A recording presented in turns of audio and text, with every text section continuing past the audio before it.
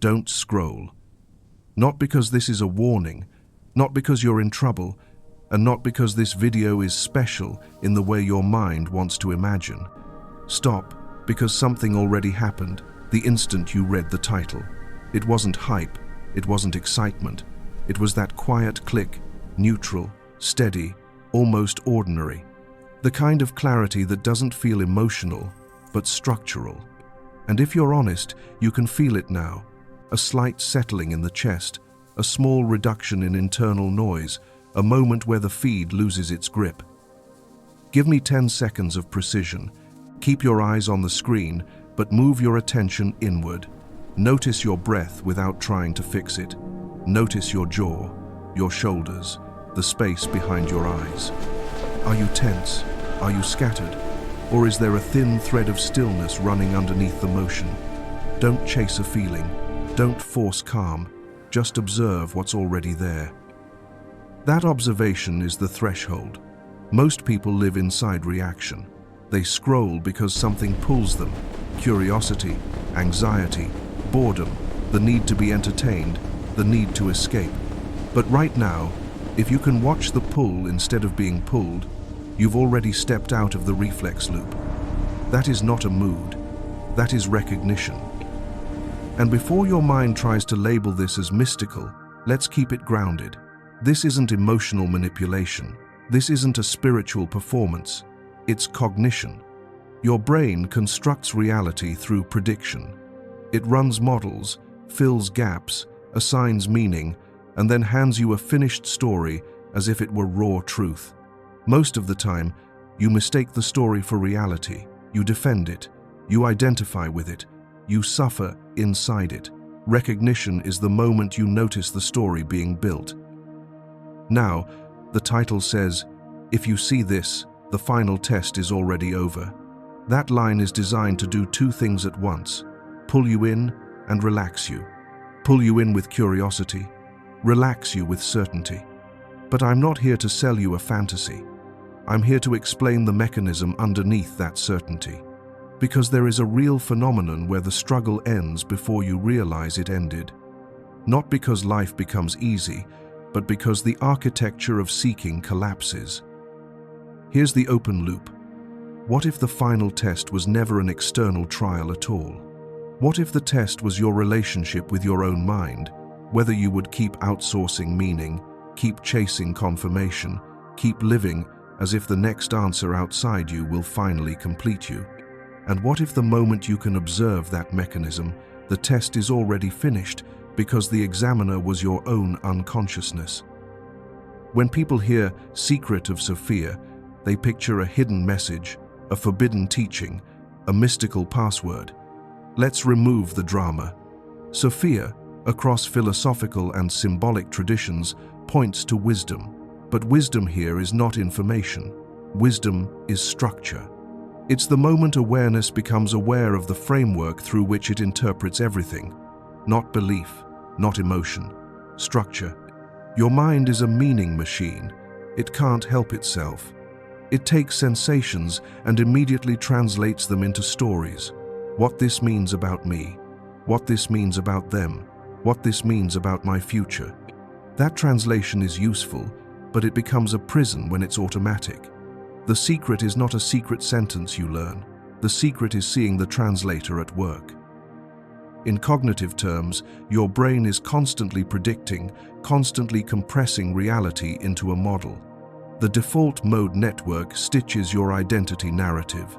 Me, my past, my plans, my wounds, my image, my position. When that network dominates, you live inside a story about yourself, and the world becomes evidence for or against that story. That is the test. Not because someone is judging you, but because you are trapped inside a loop that keeps recreating itself. The final test is the moment the loop becomes visible. When you can see a thought arise, and you can feel the tiny urge to believe it, defend it, act from it, and you still have the capacity to pause. That pause is not laziness, it's sovereignty. It's prefrontal regulation overriding limbic reflex. It's awareness, choosing observation before reaction. And once you taste that pause, you can't truly untaste it. You can ignore it, you can distract yourself, but you know it exists. That's why the test is already over if you can see this. Now let's be precise about what over means. It doesn't mean you will never feel fear again. It doesn't mean you'll never get triggered. It means the unconscious contract is broken. The contract that says your thoughts are truth, your feelings are identity, and your stories are reality. When that contract breaks, the mind loses the power to drag you blindly. The mind can still speak. It just isn't the ruler. This is why the experience feels calm instead of dramatic. Your nervous system doesn't need fireworks to recognize structure. In fact, drama often signals fragmentation. The system spikes, the story intensifies, and you confuse intensity with depth. Recognition is quieter. It feels like coherence, fewer internal contradictions, less compulsive seeking, more space between stimulus and response. If you expected a spectacle and you're feeling a simple steadiness, good. That's the marker. So, what is the test you already passed? It's the test of whether you would keep looking outward for completion, whether you would keep consuming ideas like entertainment, whether you would keep running on survival narratives even when there is no immediate danger, whether you would keep defending an identity that was built to protect you but now confines you. The test ends the moment you see the mechanism that creates the test. Notice how this works. A thought appears, "This is nonsense," or "This is true," or "I need more," or "I'm behind." Instantly, the body reacts. Tension, urgency. The mind then builds a story to justify that physiology. That story becomes your reality. That chain is automatic. The final test is the first time you see the chain as a chain. Because when you see it, you can interrupt it. And interruption is freedom. This is the secret of Sophia. Wisdom is the ability to witness construction. Not to collect more beliefs, but to observe how beliefs are formed. Not to chase more experiences, but to notice how experience is interpreted. Wisdom becomes structural when you stop being hypnotized by meaning and start seeing meaning being made. Now, your mind will immediately ask, if the test is over, what now? Good question, because passing the test is not the end of growth, it's the end of unconscious growth. It's the end of stumbling through patterns you can't see. After recognition, growth becomes deliberate. You can still refine, you can still heal, you can still build a life. But you do it with awareness of the machinery, not under its spell. Here's the second open loop. The most important phase is stabilization. Recognition is the crossing. Stabilization is the embodiment. Many people glimpse the threshold and then lose it, not because it vanished, but because they feed the old loops until the new clarity is drowned out. The brain prunes what isn't reinforced. Anything not practiced becomes background. So if you want the final test to stay over, you don't chase the feeling. You reinforce the structure. Let's talk about why this feels like a one-way door. Before recognition, you are fused with your narrative. You argue with your thoughts as if they are other people. You obey your emotions as if they are commands. You search for signs as if your life depends on external confirmation. After recognition, even when you get pulled into an old loop, part of you knows it's a loop. That knowing is irreversible. It's like realizing a magic trick has a method. The performance can still move you, but you're no longer fully fooled. This is also why final is the right word. Not because the mind becomes silent forever, but because the primary confusion ends, the confusion between the model and reality. The mind is a model maker. Reality is what the model tries to describe. Once you see the model-making process, you stop treating the model as absolute. That is the end of the deepest suffering, because the deepest suffering comes from believing the story is the world. Now, let's be honest about what will happen next. Your system will wobble. Clarity, then old habit, then clarity again. You'll feel grounded in the morning and reactive at night. You'll have a moment of spaciousness and then catch yourself scrolling without awareness. This is not failure, this is recalibration. Neural networks built over years don't dissolve in one afternoon. They weaken through non-identification and repetition of the new posture. And this is where most people sabotage themselves. They treat wobble as evidence that nothing happened. They demand dramatic proof. They want the shift to feel like a permanent high. But coherence isn't a high, it's alignment. And alignment becomes stable through practice, not through intensity. So here is the stabilization protocol, delivered without hype. Start with the pause, a half-second gap before reaction. Before you reply, before you click, before you speak. That gap strengthens prefrontal control over limbic reflex. In human terms, it gives you choice. The old loop is immediate. Stimulus becomes identity. The new loop inserts observation first. Then train the simplest form of metacognition. Watch a thought arrive and label it internally as an event, thinking. Not because labels are magic, but because they break fusion. They remind you that a thought is something happening, not something you are. When you do this, mental noise decreases and the body relaxes, because it no longer has to fight a story as if it were reality. Use breath as a steering wheel, not as a ritual, as regulation. Slightly longer exhales, a steady rhythm for 60 seconds when you notice tension. This shifts the autonomic nervous system toward balance.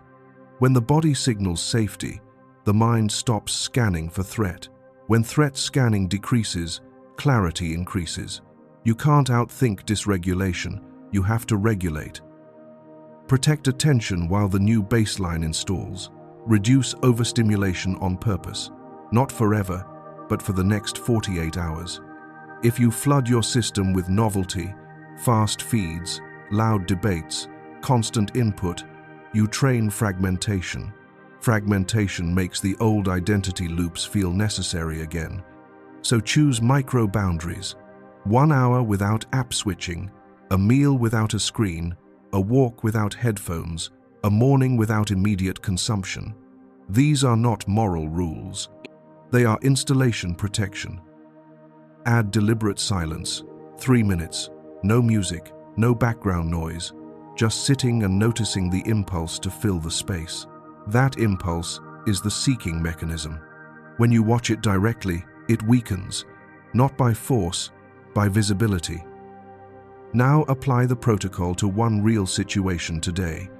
The next time you feel the urge to defend yourself, to prove yourself, to escape discomfort, pause, exhale. Notice the thought. Notice the story forming, then choose the response you respect. That is how the final test stays over. You stop letting unconscious reflex decide your life. And here's what begins to happen as you stabilize. Seeking decreases. Not curiosity, dependency. The desperate urge for external confirmation fades. You stop hunting for signs. You stop needing other people to validate your experience. You start observing how meaning is constructed moment by moment. That is Sophia, wisdom as structure, not spectacle. Let's unpack what I mean by test, because your mind will try to convert it into superstition. Tests are usually imagined as external, an exam, a judgment, an event you either pass or fail. But the deepest tests are internal calibrations. They're not about morality. They're about whether your system can hold awareness when the usual triggers appear. Can you stay present when you're ignored? Can you stay coherent when you're praised? Can you stay stable when you're uncertain? Those are tests because they reveal what owns your attention. For most people, attention is owned by the next emotional spike. A notification, a memory, a fear, a craving, a comparison. The mind is trained to treat intensity as significance. If it hurts, it must be important. If it excites, it must be true. If it scares, it must be avoided. And then, life becomes a sequence of compulsions dressed up as choices. That is the real prison. Not that you have thoughts, but that you're compelled by them. So the final test is the moment compulsion becomes visible. It's not that you suddenly become enlightened, it's that you can no longer pretend you don't see the machinery. You notice the urge to check your phone, and you recognize it as an urge. You notice the urge to prove yourself, and you recognize it as a defense. You notice the urge to find a sign, and you recognize it as outsourcing. In that moment, the test is finished because the unconscious strategy has been exposed. An exposed strategy can still run, but it runs under observation, and observation changes everything. This is also why the final test is already over if you see this. If you've made it this far, you're already doing the rare thing, staying with the mechanism instead of chasing a payoff. You're choosing structure over stimulation. That choice is not small. It's the beginning of a new baseline. In mature terms, Sophia is a pointer to integrated wisdom, the ability to hold paradox without collapsing into certainty, the ability to feel emotion without being ruled by it, the ability to act without performing for approval. Wisdom isn't an aesthetic. It's not the language you use, it's the stability of your attention. It's whether you can stay in contact with reality without needing to decorate it with drama. Here's a simple example. Imagine someone sends you a short reply, "Okay." If you are fused with narrative, your mind instantly writes a movie. They're upset. They don't respect me. I did something wrong. Or the opposite. They're confirming me. I'm safe. Your body reacts as if the movie is real. Your day shifts. You become defensive or needy or cold. That is unconscious meaning-making. The test is whether you can catch that movie forming and hold it lightly. A thought, a prediction, a story. You can then ask a cleaner question. What do I actually know? What am I projecting? What response would I respect? That's the difference between being inside the model and seeing the model. When you see the model, the world opens. You don't become passive, you become accurate. Accuracy is power. Accuracy reduces suffering because most suffering is prediction dressed up as certainty. Another example, you're about to post something online. Before you do, notice the micro-impulse behind it. Is it expression or is it bargaining? Are you sharing or are you trying to secure approval? Are you communicating or are you trying to silence an insecurity? There's no shame in any of it. The point is visibility. When you can see the bargaining, you can choose not to build your self-worth on the response. That is the test. That is the end of being owned.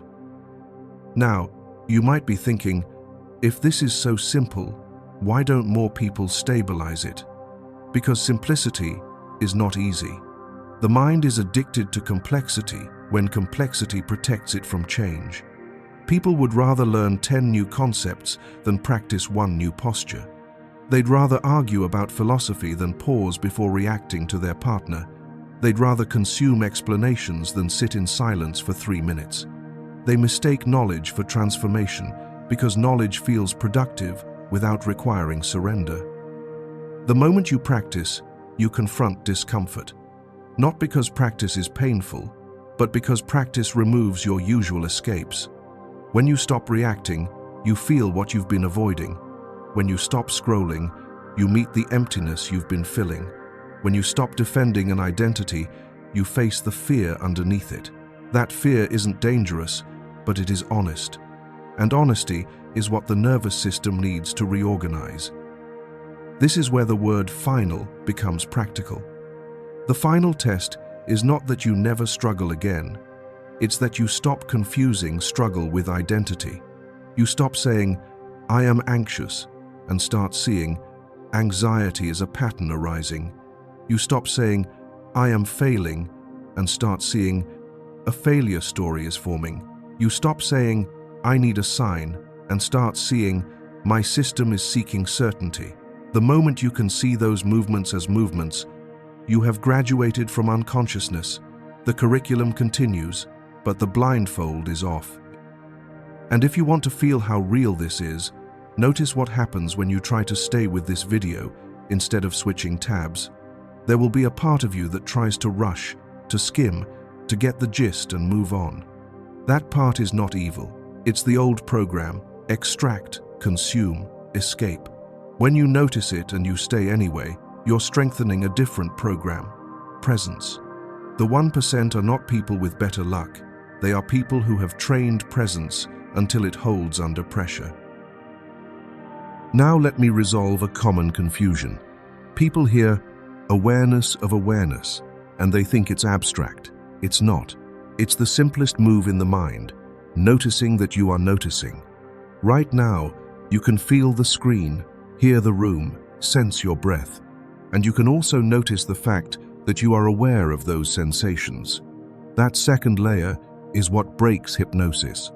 It's what frees you from compulsive thought, because it reveals that consciousness is not equal to content. Content changes, awareness remains. When that becomes clear, even briefly, the final test ends because the seeker is exposed. Seeking is not curiosity. Seeking is the belief that you are incomplete. Seeking is the compulsion to become someone else before you can be at peace. The moment you see that compulsion as a mechanism, you no longer have to obey it. You can still improve your life, but you're no longer bargaining with reality for worthiness. Now, there is one more piece that matters, and it's the piece most people avoid because it feels too ordinary: the body. If your nervous system is chronically dysregulated, you will interpret neutral life as threat. Your predictions will skew negative. Your identity will tighten. No amount of philosophy will fix that, because philosophy happens on top of physiology. This is why Sophia's wisdom is not just mental. It's embodied coherence, breath, posture, sleep, stimulation, rhythm. When the body calms, the mind becomes honest. When the mind becomes honest, the stories lose their grip. So the secret is not a hidden sentence. It is a lifestyle of micro-choices that protect coherence. It's choosing a slower exhale when you feel tension. It's choosing a pause when you feel the urge to react. It's choosing silence when you feel the impulse to fill space. It's choosing integrity when you feel the temptation to perform. These choices seem small, but they are the only choices that change the operating system. And yes, this will challenge you. It will challenge the part of you that wants to be dramatic. It will challenge the part of you that wants a cosmic explanation for why you're struggling. It will challenge the part of you that wants to outsource responsibility to fate. Sophia's secret gives you something more demanding and more freeing. It returns power to your attention. And attention, when trained, is the only thing that can end the loop. So now we transition to stabilization, because recognition without stabilization becomes another beautiful idea you scroll past. And if the final test is already over, the next phase is not proving it. The next phase is living from it.